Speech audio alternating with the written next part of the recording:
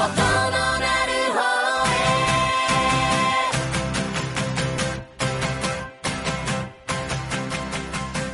everyone, and welcome to another episode of the James Brown Podcast. I'm your host, Raj, and with me, as always, is my co-host, Spencer. Hello, everybody. How are you feeling this week, Spence? Pretty good. I need to get a little more rest, I think. I'm kind of busy, so I'm not sleeping very well. I'm sleeping okay. It's because you never sleep. But when I do, I sleep a lot. Okay, fair enough. So, we are in Studio Ghibli month. Yes, we are. This is the first week of Studio Ghibli month, and we're reviewing Laputa, which you already know about because you clicked this link. We also watched a bit of Pompoko, but we're not actually reviewing that one. That's just for fun. It's really funny. It's really funny. Mm-hmm. That movie, so far, I mean, we're about a quarter in. We haven't finished it. It was really good. So, before we get into this, let's preface this with something that I don't consider necessary because the movie was made in 1981, but a spoiler warning. We're going to be spoiling this movie. 86. 86? I think it's 86. Whatever. This movie's old as dicks. So, if you're worried about spoilers, you shouldn't be because you're pansy. That means made a long time ago. Yeah. Also, I'm going to be holding it up to my standards today, not my standards in 1986, because I didn't exist in 1986. So his standards were quite high. The world hasn't got to him yet. Spencer had a few issues with that. Okay, so, Laputa. First off, before we start, I just want to say that we watched this in the Japanese sub.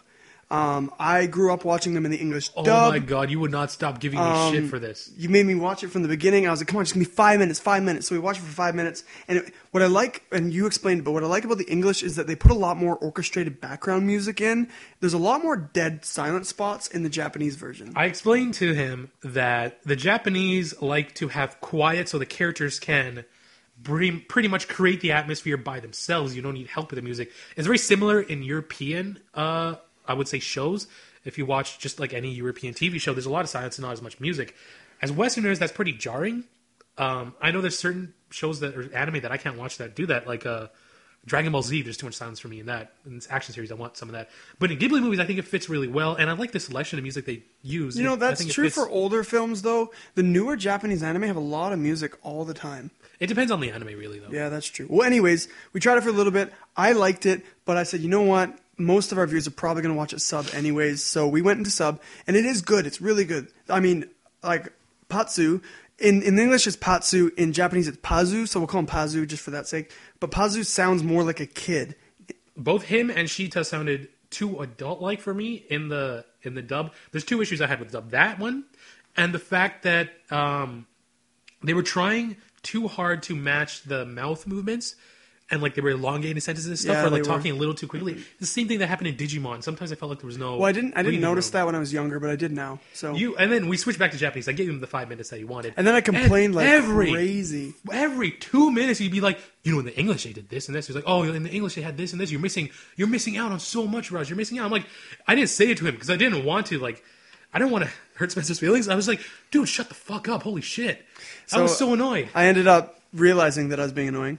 And I was like, I'm going to stop complaining and just enjoy it for what it is. Because I was like, it's your first time. As soon as he said that, I was like, oh, thank God. And then I shut up and enjoyed it. So, yeah. Honestly, the English was better. I wholeheartedly disagree. Well, you didn't even watch the whole thing. You have to watch the whole thing. 5 minutes was, I don't think I could make it. You'd have to watch the whole thing. You like Pompoko in English. But that's because it's shot like a documentary. I guess. I don't know if I've ever seen documentary in Japanese. No, I have actually once. It was weird. Anyways, this isn't the Ghibli week. We're going to compare English and dub or sub and dub. We're actually going to review it. So the story of Laputa is actually a pretty simple one. I'll just start off with Pazu. You know, he works for a miner. He's an orphan, of course. And one day, this girl falls from the sky. He saves her. Turns out both the military and a group of pirates are after her. And this one little necklace she has, which allows her to float. And people are looking for Laputa, which is a castle city, sort of, in the sky, which is said to hold untold treasures, which is why everybody's after it, or so you think. That's why the pirates are after her anyway. This movie is long. It takes its time. It's 2 hours, yeah. But it was perfect in the way it paced itself.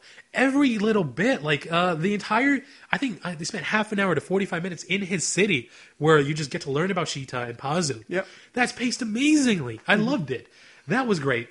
I love the chemistry between Shita and Pazu. They feel like kids. They act like kids. Sheeta's always worried about him because he's the only friend she's ever had.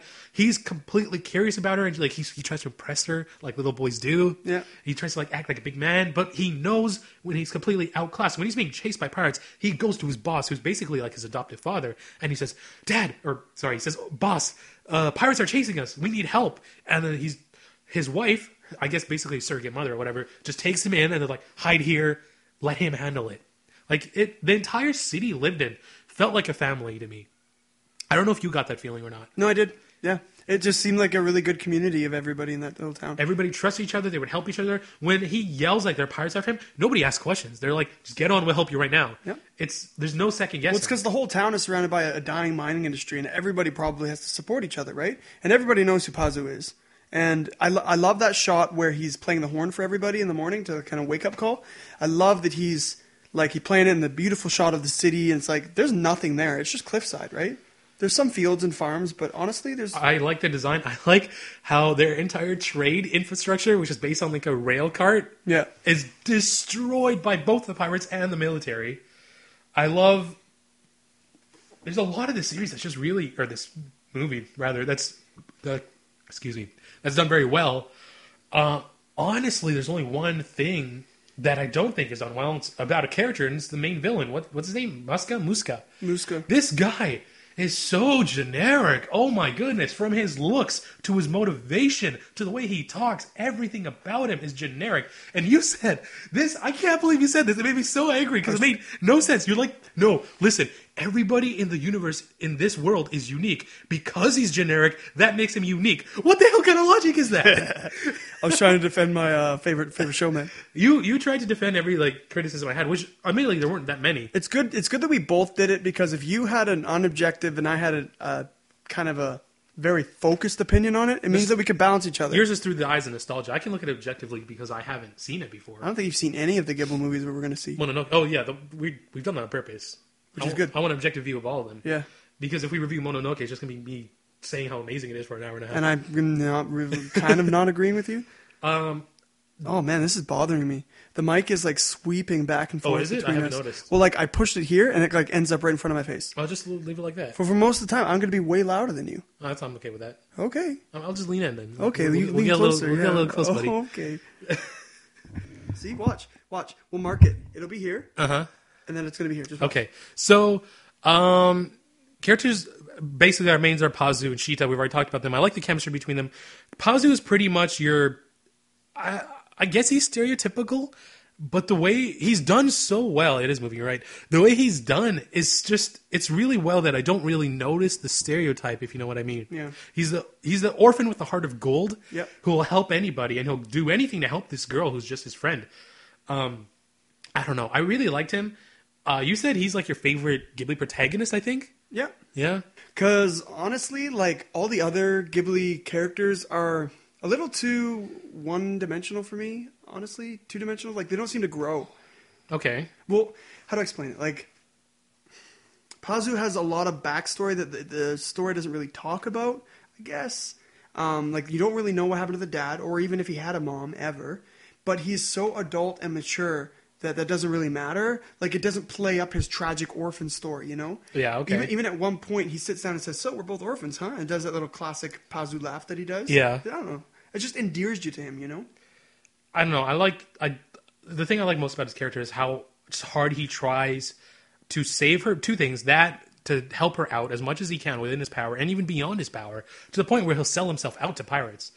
And two, to wanting to prove that Laputa exists so that his father wasn't crazy. It's a classic shonen thing, having that one dream that trumps all. Of course. He wants to be king of the pirates. And having a girl who will follow him along, even if his dream is very straightforward. This anime, I was having a hard time pegging it in terms of whether or not I liked it I'd say in the first hour, because it doesn't really pick up until you meet the robot and the robot comes alive. Yeah. Up until then, I was enjoying Pazu and Sheeta. I didn't care about Mama and her Dola gang. I didn't care all that much about Pazu's home life or anything. It was cool. I liked his entire setup at home, which was interesting. He was able to fend for himself. And I didn't care about the military. But holy crap, that robot. Yeah. wow, you were like, this robot will just destroy. I felt sad for him at first because the robot's like stumbling. He doesn't have like some limbs. I'm like, oh, this poor guy. And then he just proceeds to wreck house. Yeah. Holy crap, this robot was amazing. Well, I had less of a shock factor than you because I've seen it like 100 times. But your reaction just made me so pumped because that robot just destroys. That was cool. The stupid, all right, Cheetah and her stupid little spell that brings the robot to life. And she was like, yeah, I have all these other spells. Like, she tells Pazuli. I'm like, why didn't you use them when you were held captive? She didn't know that those spells were used to activate the crystal. All she knew was just she's learning spells. She didn't know that they were connected directly to the crystal. And I don't understand the argument that the good spells would not have power unless she learned the bad ones as well. It's just universe building. I don't understand that. It doesn't make Maybe sense that was to just me. something the grandma said to like balance it out, I guess. I don't know. I don't know. And it's one word. Yeah, well, some spell, huh? Razu or something like that. Totally I did don't reference it in No Game No Yeah, Life. absolutely they did. So my favorite Ghibli movie is... I just put my drink down there. My favorite Ghibli movie is Mononoke, and the entire time I was watching it, I was comparing it to Mononoke and wondering why I liked it better. And steadily, I mean, I've only seen like 3 Ghibli movies. It like easily trumped what was it called? Spirited Away. Like Spirited Away is as very soon as that highly robot, overrated. as soon as that robot came out, I'm like, all right, done. And then like we get to the end of the movie, I'm like, yeah, that was good, but not Mononoke good. Mononoke had it was darker. It was very dark. It was more They had a adult. prostitution house, It was more adult, and I just liked the main character better. I guess because he's more adult. Also, it was way more feudal. Like, it was in feudal Japan. There's Yeah. a lot more death. It was really bloody. cool. It was really... Yeah, actually, I like Mononoke, too. It was... But I don't know. I like Laputa better because, again, it's more family-friendly. Like, I can show it to people, and it's... You can show Mononoke to Yeah, people. but it's a little more gory. People like that. Yeah, maybe? they do, actually. I don't know. This movie is... How to describe it? Okay, so the cinematography in this movie is very good. The sweeping shots of the world are very nice. At times, it looks dated because it is dated. It's old.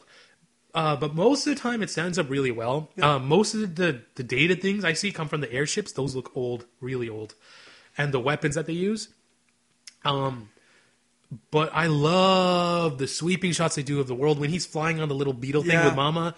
And it was so pretty. Sweeping over like an Animal Crossing kind of world. It was really Yeah, nice. Really nice. I love when they like cut through the grass really quickly. It looks really good. When they go over the ocean, that's really pretty. It's really cool, actually, like, even going to the end of the movie when the castle's falling apart, like, how long that would have taken to draw. Just props. Yeah. You know? Speaking of the castle falling apart, this guy, I gotta get his name again, Muska. Oh, God, I hate this character. He's so bad. So he gets the castle. He's like, I want to be king of Laputa. Okay, 2 things. First, the 2 things that come up at the top of my head.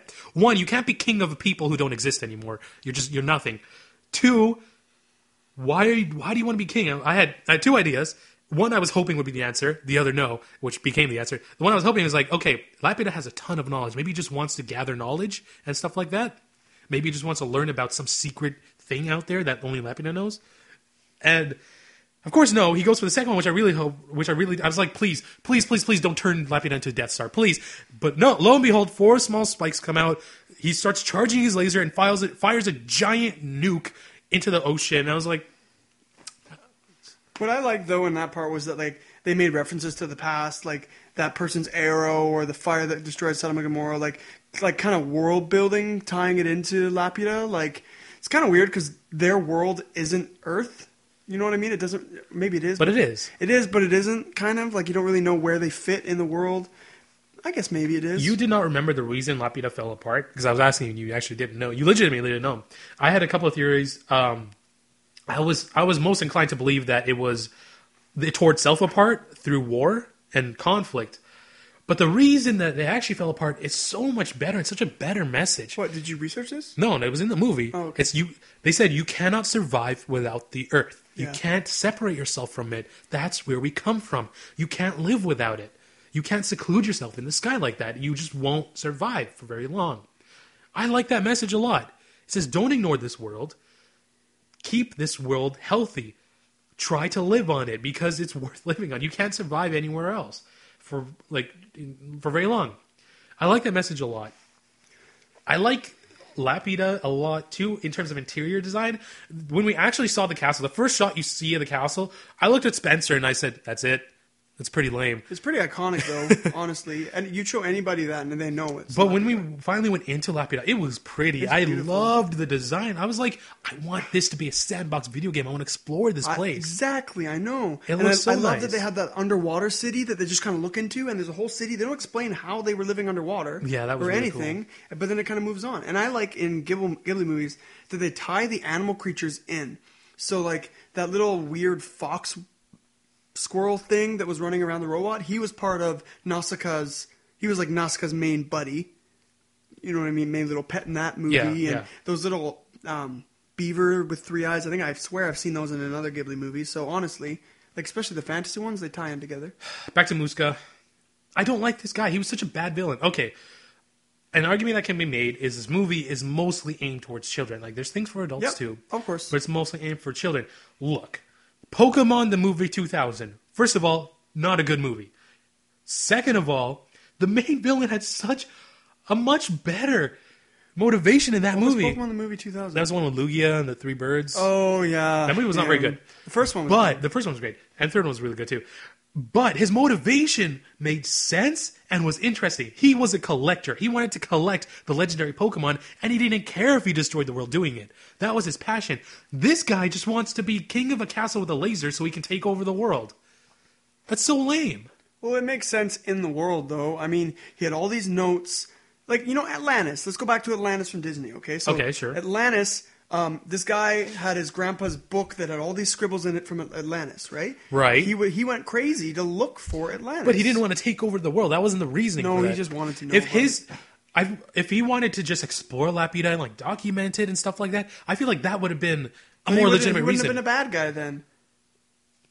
What would have? I guess a bad guy would have been if they ended up on Laputa and then the people were there and the bad guy was there and they had to confront the bad guy on Laputa. Or if he just wanted, maybe if there was like some treasures deep inside Laputa and the only way to get it was to destroy it, Or maybe if something on Laputa hypnotized him and then he turned evil.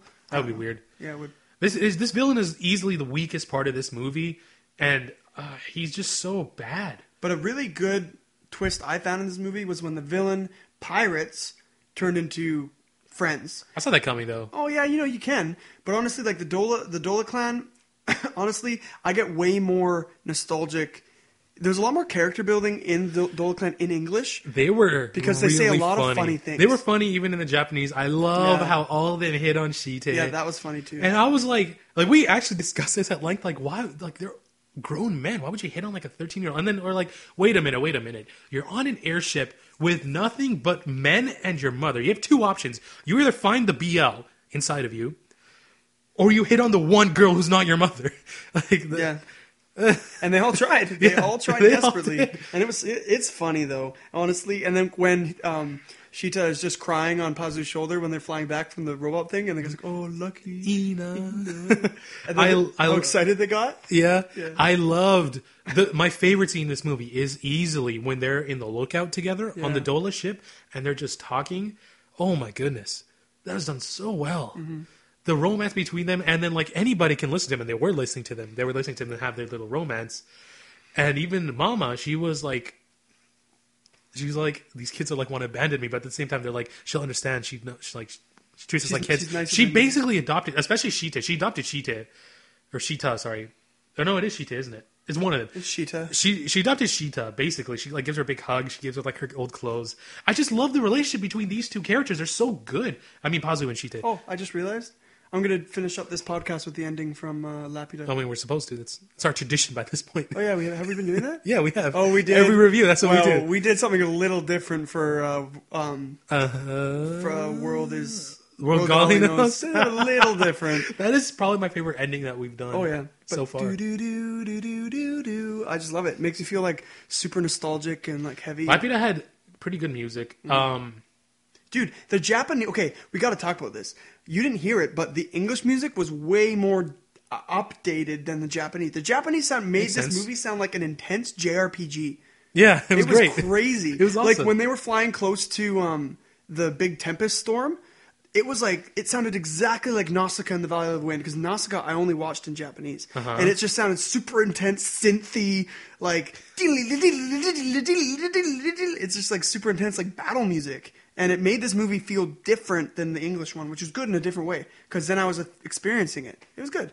Yeah, I really like the soundtrack to this movie, especially when you get to those hardcore moments. Like you said, it felt like an RPG. The lack of music I also like, because I like characters having room to breathe. I like it better in music than I do in actual like anime series. I liked it, but it just took a lot of getting used to, right? I guess. Honestly. Yeah. Because it was just like something's missing and you're like, oh, what's happening? There were some awkward moments, like that fight scene outside the house when the crowd was going and there was no cheering. There was no sound from the crowd, which was really weird. There was sound in the English one, and that was when I was still being like a dick, and I was like, oh, it's so much better in the English version. There's cheering here, and you're like... I knew you wanted to swear at me so badly, but I held true to my passion. Honestly, my recommendation for anybody who likes Laputa, watch the Japanese one first, take a little break, and then watch the English version, because they're both good in their own way, and they both kind of add slightly different quirks to the characters. Laputa is a movie that I don't feel like can be watched more than once in a long time. Yeah, you have to take a very large break. I've been watching anime for 6 years, and I usually rewatch Laputa at least once a year. It's just not something I can watch like maybe the next 5 years. I don't know, but I need a huge break. It's a long movie. It's a journey. It's absolutely a journey. Every single Ghibli movie is 2 hours long, except Whisper the Heart. But there's some other, like Mononoke, for example. I could watch more frequently. Pompoko I could watch more frequently. That's hilarious. But this one is it's so much of a perfect adventure, because it starts That's exactly with what I so say. much to do, and by the end, not all of it's done, Nope. but all the arcs have been wrapped up so nicely, you're satisfied. It's one of the most satisfying Ghibli movies, in my opinion, because it has that world-building adventure that I love. It has a really cute, realistic romance, and all the knots are tied, but it leaves a little bit of vagueness that makes your heart ache a little bit at the end. I do like the romance between the two kids, and how there's no explicit, like they don't blush at all, they don't kiss at all, but I like how there's a romance just by their actions and how they talk to each other and their body language. Like that scene when they just made it to Laputa and he just grabs her, picks her up, and like spins around and hugs her. Like, yeah, they're really close. Yeah, but honestly, there's like nothing there that's awkward, because they're just like, well, let's just get married. But they're also kids, right? So it's a bit more loose when you're children, I guess. And I wish they had went over to the Gondor place again where she grew up and showed a little more of that. But honestly, that's good for, non-canon fan-based stuff. I would love a prequel movie about Laputa before it went down. I would love that. I would also love a, whatever you call something afterwards, like an epilogue movie or something. Sequel. Yeah, okay. I'd like a sequel when they're a little bit older. He moves to her countryside. They see what it's like. One of my favorite lines is he's like, I want to see your yaks. Yeah. Like, it's something so dumb, but at the same time, it's like, it shows that he listened to her. Yeah, it's true. She only mentioned it once. Yeah, and he's like, she had I want yaks. to see your yaks. It's silly. I think he's meaning something else. Let me see your yaks, baby. Let me plunge your clunge. Ew. What? Plunge your clunge? That's also from Rooster Teeth. That's gross. Shout out to Gavin Free, the most annoying Brit on the planet. So I think we've pretty much talked as much as we could talk about. This is a short podcast. Honestly though, it's a movie. That's why. It's a movie, and we talk about because it all happens seamlessly.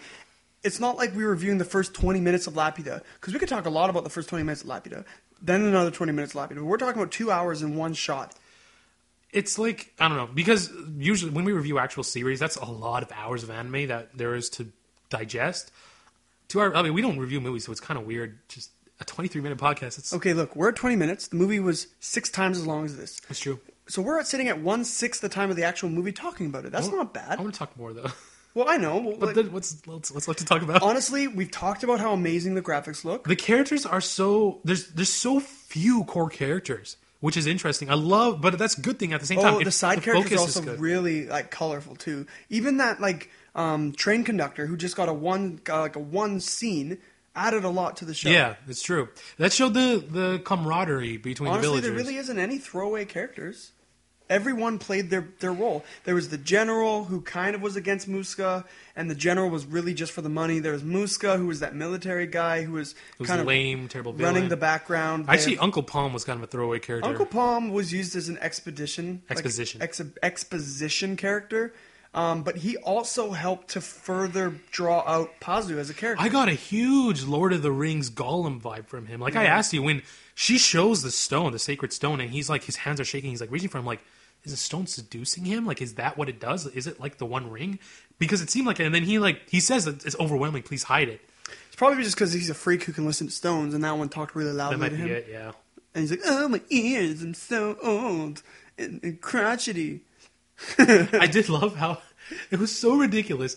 Pazu's like, the coast is clear, let's go. A giant plane comes, lands, and then knocks him out. Like, and way to go, Pazu. Like, way to destroyed. not look around before you told her it's okay. Honestly, though, he's a kid. He just went, oh, okay, let's go on my adventure. Because he was just excited because He just wanted to go to Laputa really badly. Mr. Palm, Uncle Palm said, look, it's like they're shivering Laputa. And you know Laputa was just above them at that moment? Yeah. Because you remember that big cloud they saw? That was the Laputa No, cloud. I figured as much. Yeah. I did like when they went into the storm, the animation suddenly like shot up. Oh, when he got boss form? It was so and he weird. saw his dad when he was falling. Yeah, that was so cool. And then you were like, oh my god. I was like, oh, is Spencer like loving this too? He's like, this reminds me of this anime. I was like, oh, okay. What anime did I don't remember. As soon as you said that, I tuned out because I was like, I want to enjoy this. This is really good. Yeah, okay. No, like from beginning to end, the Laputa and the Castle of the Sky is really, really good as a movie. Not just as an anime, but as a movie in general. Just like, there wasn't really any throwaway dialogue. There wasn't any scenes that didn't draw out more from the character. Again, my one issue with this movie is the main villain. I think he's extremely weak. But if I were to get somebody into anime and I just had like a 2-hour window, this would be an amazing movie. What do you think got Janelle into anime? Laputa. It's the first movie that I ever showed her. This and she movie went, would be fantastic for beginners if you want to show them anime. Honestly, Ghibli movies in general are really good. I Especially agree. because they're dubbed half decent.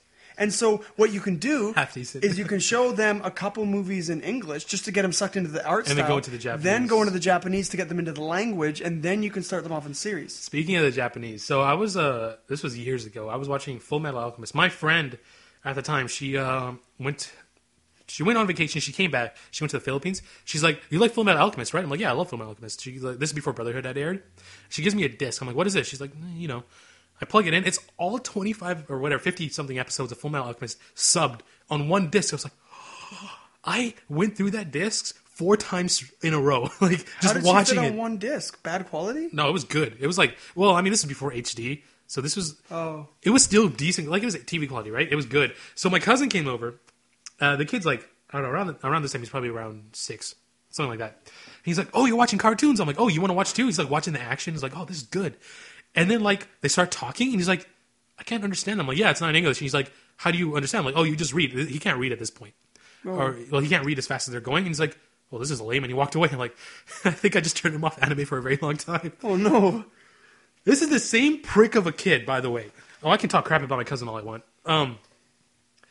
He was like, he saw how much I love Pokemon. I love Pokemon. And he said, I want to play Pokemon too. I was like, all right, sure. I gave him one of my favorite Pokemon games, Platinum version, because I love Gen 4. And he plays it. He gets 5 minutes in, and he gives it back to me. And I said, what's wrong? He's like, there's too much reading. I was like, are you serious? He's like, no, I don't want to read. And he walks away. I was like, I'm going to destroy this kid. Well, maybe he just doesn't like reading. All he does, he's so stereotypically Vancouver Brown. All he does is play NHL on his Xbox. That's all he does? And Call of Duty. That's all he does. Oh, NHL and Call of Duty. Oh, yeah. He always comes over and he's like, can I play Call of Duty? I'm like, no. He's like, can I play NHL? Sure. That's like, it. He does, like at my pool, I teach swimming lessons, and I teach in a very Fleetwood. So, yeah, anyways, it's brown area. Pretty brown in this area.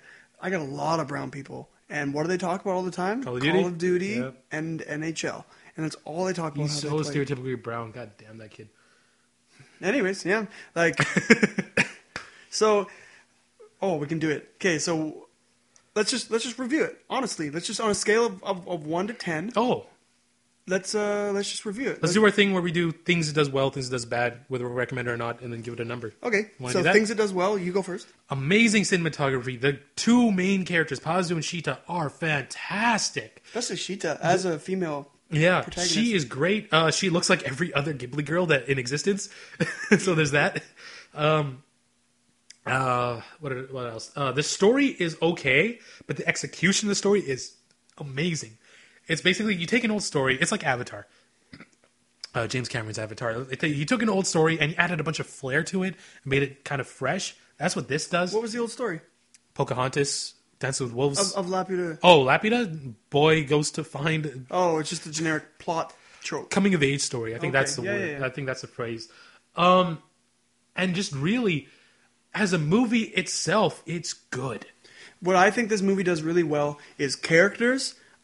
There's a great amount of banter between each of the characters, and he does a really good job of, in not that long of a time, painting a huge, beautiful world for you and extending that world into all the characters in their lives. I love the humor that's put in. It's just enough to make it funny, but not overly gaggy. Mm-hmm. I like all the different arcs. I think they do a really good job of pacing themselves. There's the Rescue Sheeta arc. There's the Learn to be a Pirate / Get to Laputa arc. Then there's the Laputa finale. That's really nice. I love the pacing. What sells this movie for me, honestly, is Pazu and Sheeta. Just the chemistry between them and their story. It's fantastic. Pazu's great, too. Things this anime does not very well.